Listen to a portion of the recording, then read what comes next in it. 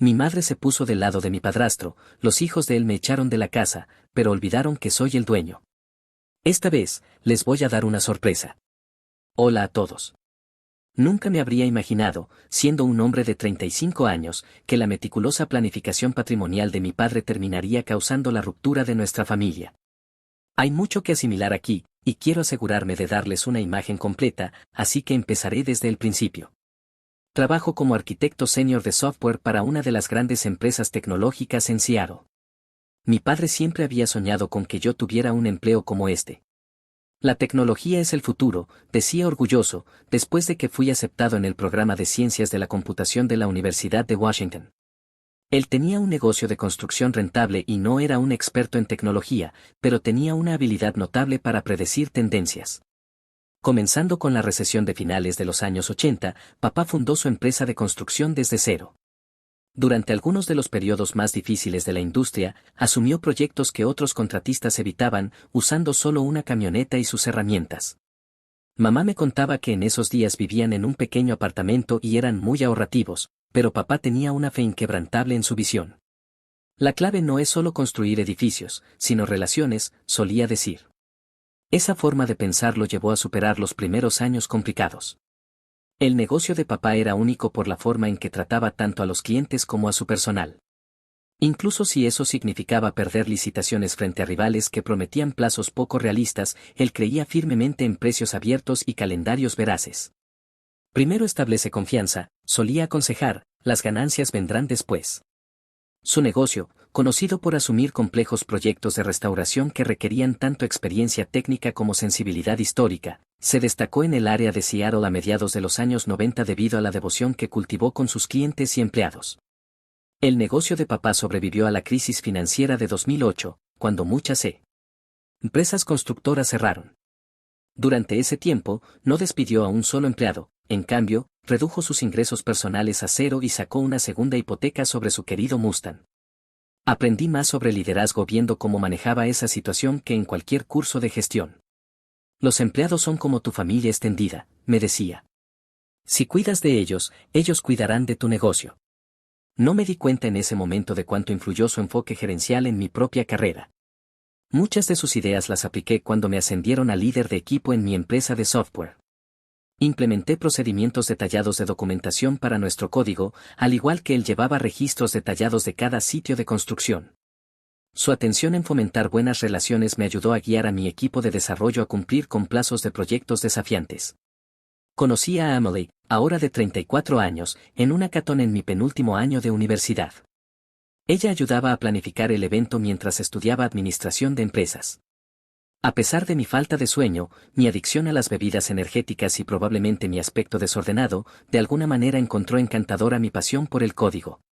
Desde el primer momento en que papá la conoció, quedó encantado. Ella te equilibra, comentó después de su primera cena juntos. No dejes que ésta se te escape. Después de la universidad, papá incluso ayudó a Emily a lanzar su propia firma de marketing. La presentó a su red de empresarios locales, le mostró cómo redactaba sus contratos y compartió con ella sus objetivos empresariales. Siempre decía, el éxito no se trata solo de lo que sabes, sino de ayudar a otros a tener éxito también. Papá siempre compartía su conocimiento y enseñaba. Esos años fueron especiales. Emily y yo solíamos conducir hasta la casa de mis padres los domingos para cenar. Todos nos sentábamos en la terraza trasera que papá había construido y charlábamos sobre todo y nada mientras él encendía la parrilla. Aunque no entendía la mayoría de los detalles técnicos de mi trabajo más reciente, siempre hacía preguntas profundas. Mamá solía decir, ahí van de nuevo con la charla de computadoras, con una mirada amorosa. El orgullo y la alegría de papá era la casa en sí misma. La compró con las ganancias de su primer gran trabajo de construcción en los años 90, un proyecto de restauración histórica que hizo famoso su negocio. En uno de los barrios más antiguos de Seattle, esta hermosa casa de estilo artesanal tiene un porche envolvente y un garaje que él transformó en el taller más organizado que jamás hayas visto, con cada herramienta etiquetada y colocada con una precisión casi fanática. Papá trataba la casa como un ejemplo vivo de su habilidad. Cada renovación estaba cuidadosamente planificada y registrada. Cada reparación, mejora y trabajo de pintura estaba documentado en una hoja de cálculo detallada que él mantenía. Una casa es como un ser vivo, decía mientras me mostraba cómo limpiar las canaletas o inspeccionar los cimientos. Mantenía un régimen de mantenimiento que incluía todo, desde revisar el techo después de tormentas invernales hasta cambiar los filtros de aire. Descuidar las cosas pequeñas hace que se conviertan en grandes problemas. Además de ser su refugio, el taller era una clase donde me enseñaba más que herramientas. Remodeló el garaje él mismo, añadiendo opciones de almacenamiento únicas y un banco de trabajo diseñado especialmente para enseñarme carpintería. Cada pieza de madera tiene su propia historia, solía decir mientras trabajábamos. La pared de panel perforado con formas delineadas para cada herramienta no era solo una cuestión de organización, era su manera de enseñarme que todo tiene un lugar y un propósito. Pasamos incontables fines de semana trabajando en su Mustang de 1967, que compró cuando yo tenía 12 años, diciendo que sería un proyecto para fortalecer nuestro vínculo como padre e hijo. Ese auto se convirtió en un aula de lecciones de vida. Sus consejos, que todavía sigo hoy, eran simples: siempre usa la herramienta adecuada para el trabajo y los atajos pueden ser tentadores, pero al final te saldrán caros. Aunque papá podría haber terminado el proyecto del Mustang en un año, le tomó 3. No tenía prisa, le interesaba más el proceso que el destino final. Aprendí todo, desde gestión de proyectos hasta mecánica básica, gracias a él. Tomábamos fotos de cada componente que cambiábamos, registrábamos cada paso y manteníamos un registro detallado de nuestro progreso. Esto no se trata solo de arreglar un auto, afirmaba, sino de aprender cómo descomponer grandes problemas en partes manejables. Esa lección fue de gran ayuda en mi profesión como desarrollador de software. Emily y yo compramos una pequeña casa a unos 20 minutos de la casa de mis padres después de casarnos. Aunque papá insistió en que sacáramos la hipoteca a nuestro nombre, nos ayudó con el pago inicial. Tienen que construir su propio historial crediticio, nos explicó. Se trata de aprender a mantenerse por su cuenta. Durante los fines de semana, mientras trabajábamos en las renovaciones de nuestra casa, me enseñó a instalar ventiladores de techo y reparar paneles de yeso. En retrospectiva, estaba preparándome para las responsabilidades de ser dueño de una casa, incluso en ese entonces. En ese momento, mi carrera estaba despegando. Acababa de recibir un ascenso como líder de equipo, supervisando un grupo que desarrollaba soluciones de infraestructura en la nube. Disfrutaba cada segundo, incluso con las largas horas y el estrés. Durante mis pausas para almorzar, papá solía llamarme para saber cómo estaba, sin hablar de nada en particular. Sabía lo que implicaba liderar un equipo y supervisar el trabajo de otros. Recuerda delegar, me aconsejaba. No puedes hacerlo todo tú solo, al igual que yo no puedo construir una casa solo. Cuando papá empezó a sentir un cansancio constante, Emily y yo hablábamos sobre la posibilidad de formar una familia. A pesar de las insistencias de mamá, seguía posponiendo una visita al médico. Solo estoy trabajando demasiado, decía para descartar nuestras preocupaciones. Estaba ocupado con su proyecto más grande hasta la fecha, un desarrollo multimillonario que habría asegurado su negocio para los próximos 10 años. En retrospectiva, me arrepiento de no haber insistido más en que se hiciera esos chequeos antes. Quizás las cosas habrían sido diferentes. En aquel momento, su negocio estaba en plena expansión. Estaba hablando de crecer hacia proyectos de restauración histórica en todo el noroeste del Pacífico y acababa de abrir una segunda oficina en Portland. Se había hecho famoso por modernizar la infraestructura de edificios históricos sin perder su carácter. Se trata de abrazar el futuro mientras respetas el pasado, decía a sus clientes. Todo lo que hacía, tanto en su vida personal como profesional, estaba impregnado de su amor por la preservación. Nuestra última conversación significativa fue sobre el Mustang. Estaba emocionado con la idea de llevarlo a exposiciones de autos ahora que habíamos terminado la restauración. Deberíamos inscribirnos en el Pacific Northwest Classic, dijo con una chispa infantil en los ojos. Siguió haciendo planes para el futuro hasta el final. Enseñemos a estos jóvenes lo que es un verdadero muscle car, decía con entusiasmo. Esa mañana comenzó como cualquier otra, hasta que todo cambió cuando mamá llamó. Mi teléfono vibró durante una reunión importante y estuve a punto de no responder, pero algo me impulsó a salir y contestar. Mamá estaba llorando tanto que apenas podía hablar. Papá se había desmayado en un sitio de construcción. Cuando llegué al hospital, ya se había ido. Según los médicos, fue un ataque al corazón repentino y severo. Tenía solo 58 años.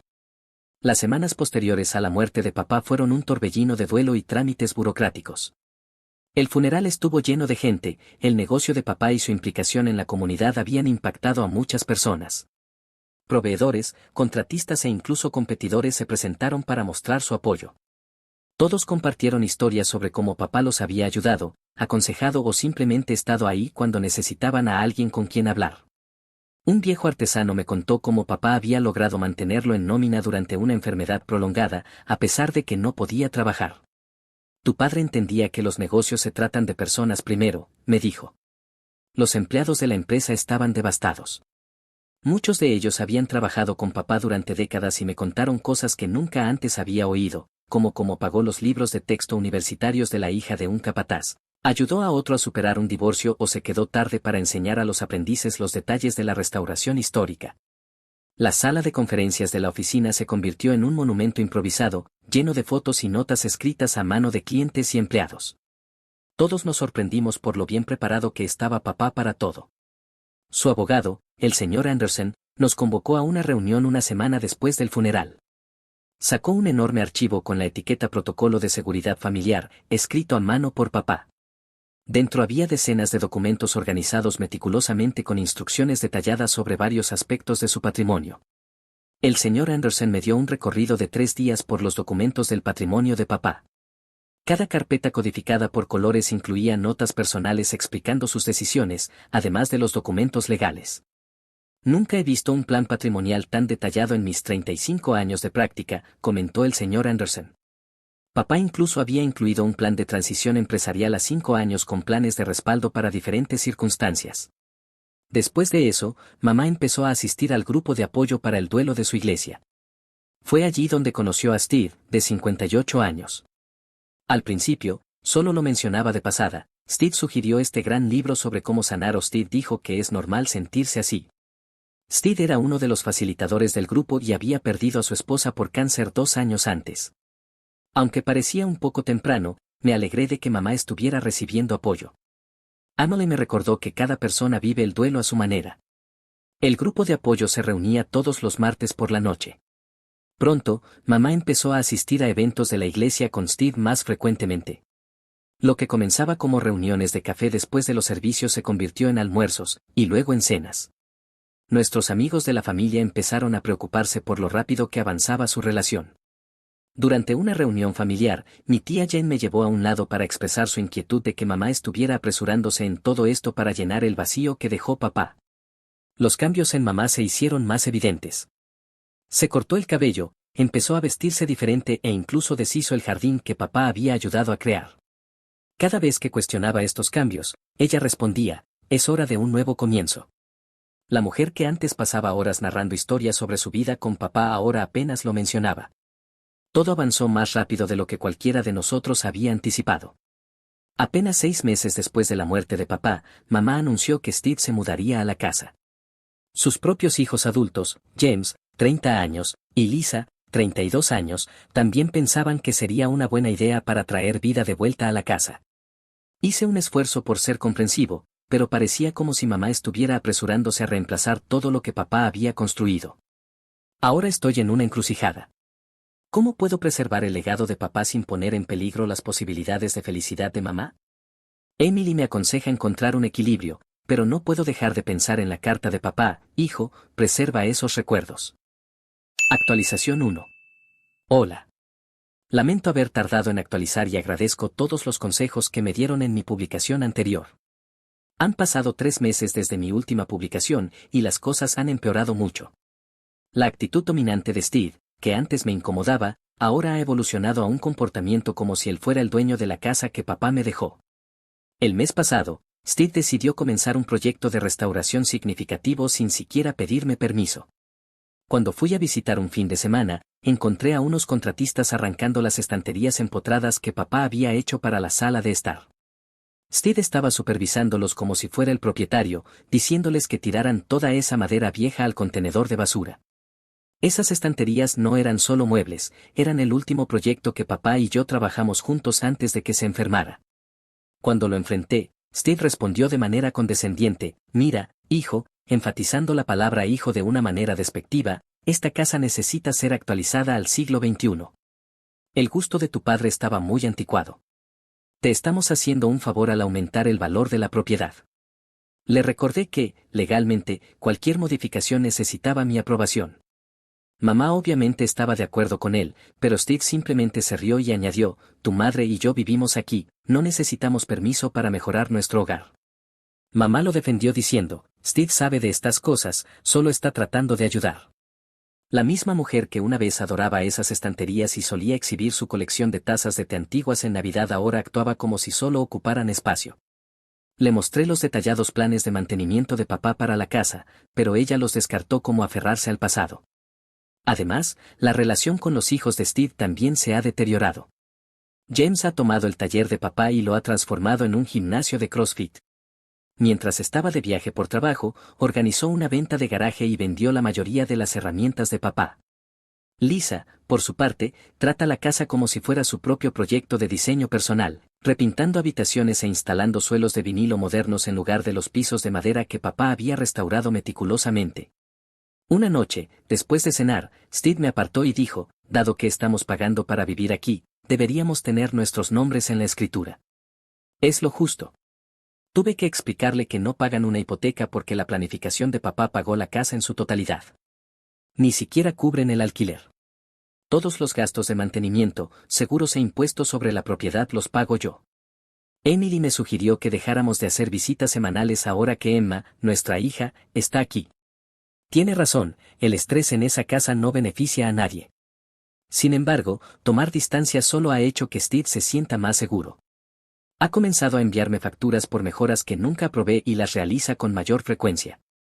La semana pasada, descubrí que los marcadores de crecimiento en el marco de la puerta de la cocina, que registraban mi altura desde los 3 hasta los 18 años, habían sido removidos. Cada cumpleaños, papá me medía y escribía la fecha junto a cada marca. Cuando confronté a mamá al respecto, simplemente dijo, es solo un marco de puerta viejo. No podemos guardar cada pedazo de madera solo porque tu padre lo tocó.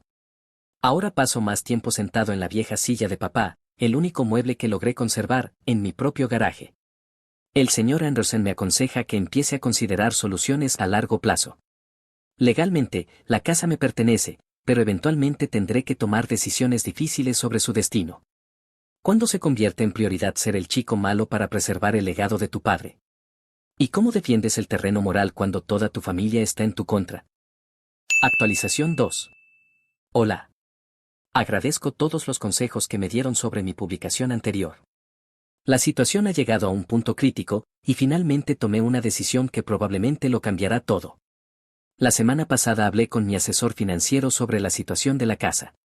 Descubrimos que podríamos generar un ingreso significativo por alquiler, suficiente para cubrir el fondo universitario de Emma en el futuro, ya que los valores de las propiedades cercanas han aumentado un 40% en los últimos 3 años. Durante esa conversación, me di cuenta de que había estado tan enfocado en los aspectos sentimentales que no había considerado las implicaciones financieras de permitir que mamá y Steve vivieran sin pagar renta. Todo se descontroló cuando mencioné esto a mamá en nuestra conversación semanal. Gritó por teléfono, no puedes hacernos esto. Esta es nuestra casa. Añadió que Steve había trabajado muy duro en ella.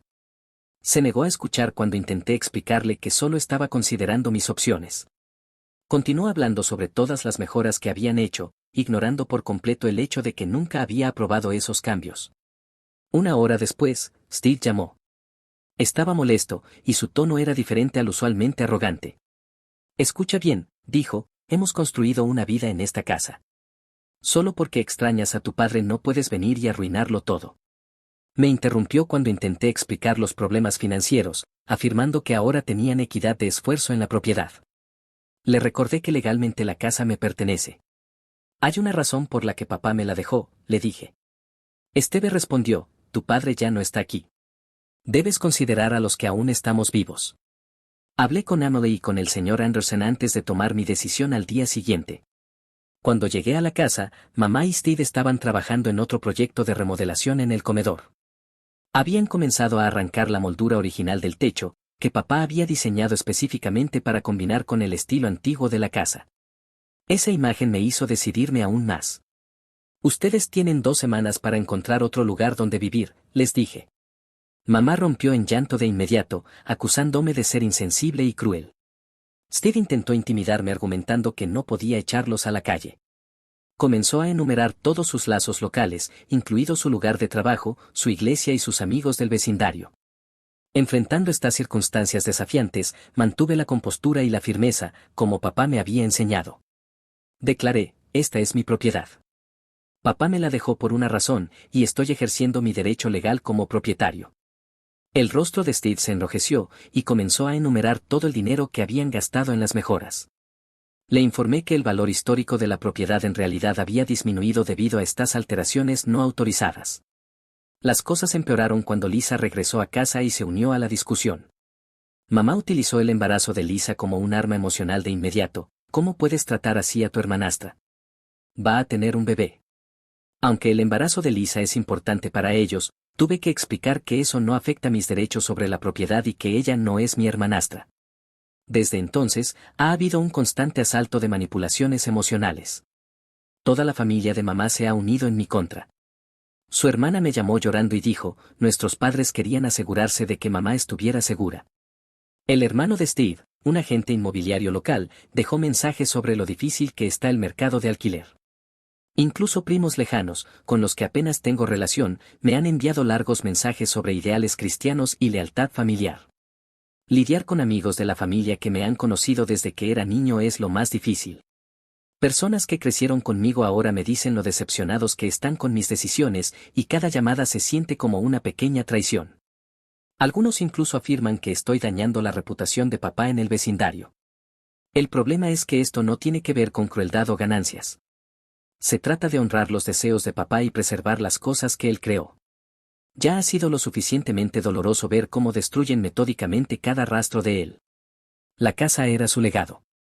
He pagado todos sus gastos, les he permitido vivir sin pagar renta durante años y he soportado sus cambios no aprobados. Eventualmente, hay un límite. Ellos tienen 2 semanas para encontrar nuevas opciones. Me niego a ceder ante las constantes demandas de mamá de más tiempo. El señor Anderson dice que la ley está completamente de mi lado y que ya he sido más que generoso. Me está ayudando a redactar los documentos oficiales para la notificación de desalojo, asegurándose de que todo quede documentado con precisión. Sé que esto me hace parecer el villano en la historia de todos los demás, pero a veces defender lo que es correcto requiere tomar decisiones difíciles, incluso cuando otros no están de acuerdo. Eso lo aprendí de mi papá. Actualización 3. Hola chicos. Agradecemos la ayuda de todos en este momento tan difícil. Las cosas han llegado a un final inevitable, por lo que esta probablemente será mi última actualización. Le di a mamá y a Steve un plazo de 2 semanas, pero ya ha pasado. Estas 2 semanas han sido las más largas de mi vida, llenas de manipulación emocional constante, intentos cada vez más desesperados por hacerme cambiar de opinión y, sobre todo, culpabilidad. Mamá hizo todo lo posible. Cada día me llamaba, oscilando entre la furia y las lágrimas.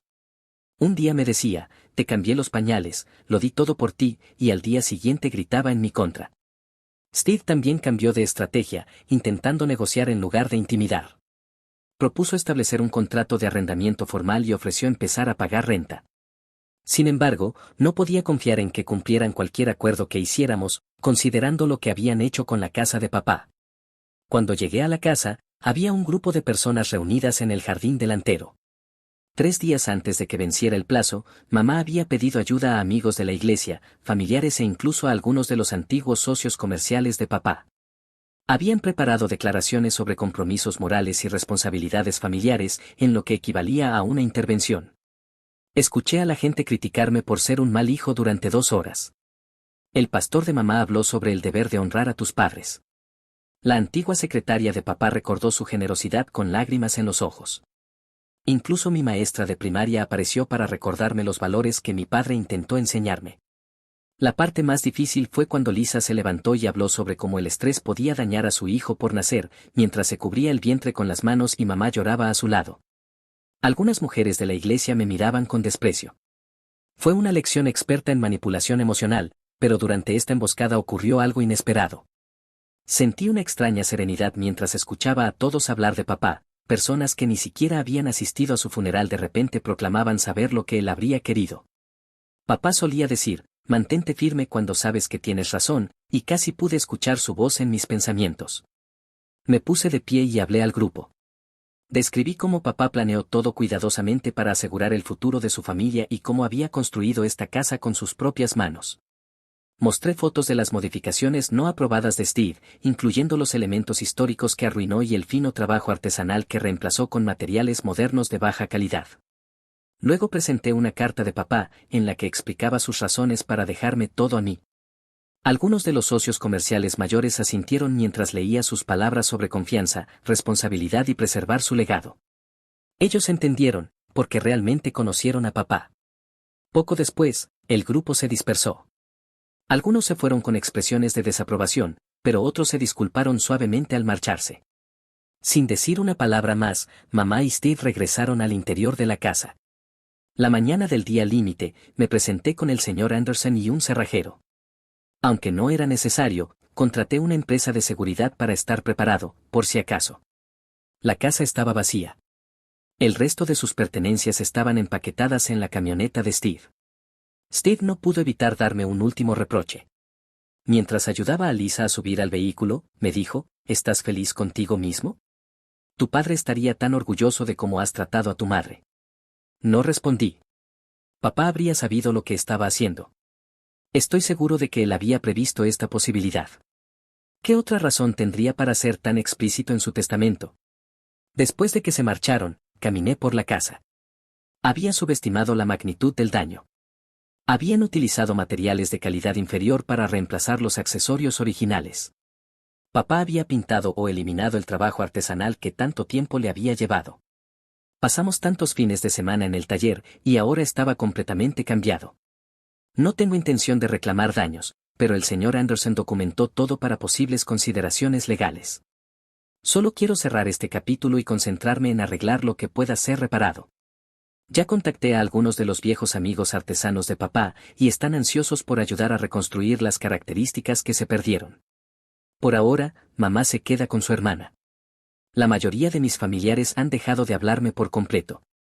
Sin embargo, algunos ocasionalmente me llaman para reprenderme en redes sociales. Los hijos de Steve continúan publicando actualizaciones desgarradoras sobre su pobre madre siendo expulsada de su hogar, pero cada vez menos personas responden a sus publicaciones. A través de todo esto, Emily ha sido mi pilar de apoyo.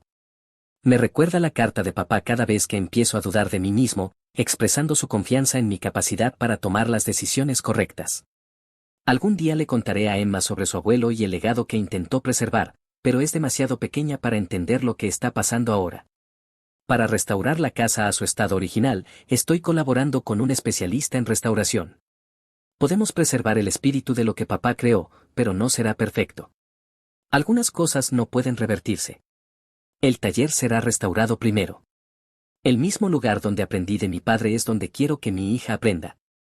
Ser el villano en la historia de otra persona a veces es el precio de hacer lo correcto.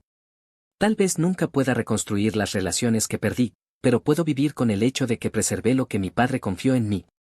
Como solía decir papá, la integridad consiste en hacer lo correcto, incluso cuando duele, y no en tomar el camino fácil. Creo que él lo entendería. Esta será mi última actualización. Agradezco el apoyo de todos a lo largo de este viaje. Gracias por leer.